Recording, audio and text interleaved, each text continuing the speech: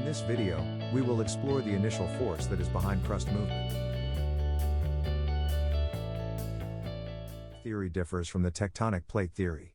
The tectonic plate theory relies on the idea of a large asthenosphere, which is a portion of the Earth's mantle that flows like molten plastic despite being solid. The asthenosphere is said to be 400 miles deep just below the tectonic plates. The asthenosphere and mantle in general are not liquid, they form a single solid mass of rock, which may contain small pockets of liquid magma.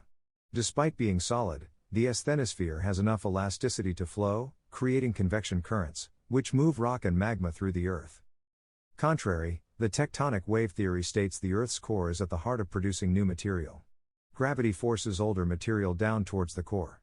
The gravity and pressure turns the older material closer to the core into molten material. It is the expansion from these pockets of molten material that creates cracks and fissures leading to the Earth's surface. These cracks are currently referred to as ridges.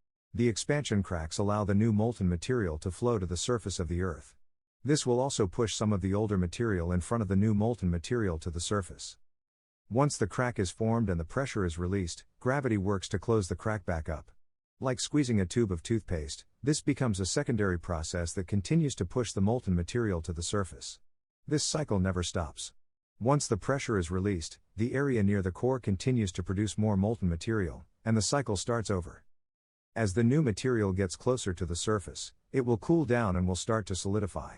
Once at the surface, the new material moves away from the ridge. In theory, a crack in the Earth's surface could seal up and become dormant, while a crack is created in another area. When the Earth was younger and hotter, this may have happened more often. The material moving from the ridge, the production rate of new material, and the shape of the Earth all have a factor on how crust material moves and shapes the crust material into our continents. The tectonic wave theory explains how the continents have gotten their shape, and explains how geographic features within the continents are formed. According to the National Ocean Services, we know that our planet is bigger at the equator than at the poles by about 70,000 feet. This is due to the centrifugal force, created by the Earth's constant rotation. The tectonic wave theorizes that more material is forced to the surface at the ridges, closer to the equator, and less material at the poles. This is the result of the centrifugal forces from the rotation of the Earth, which forces more material to the surface near the equator.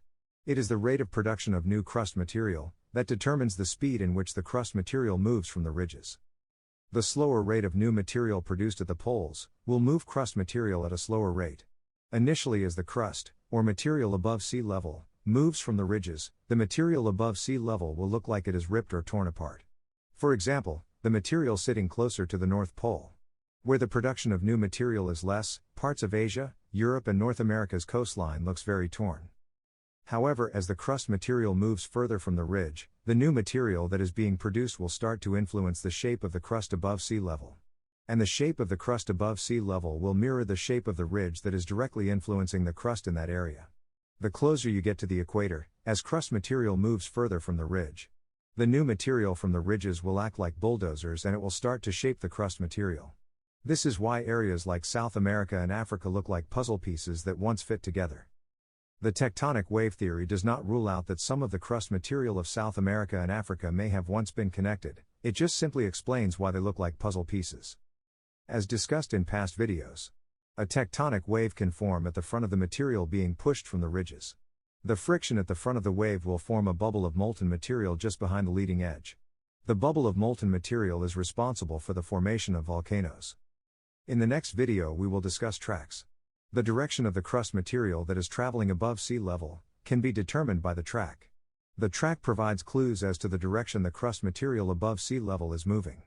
Tracks are actually the newer material that is below sea level, that is pushing and shaping the crust material that is located above sea level.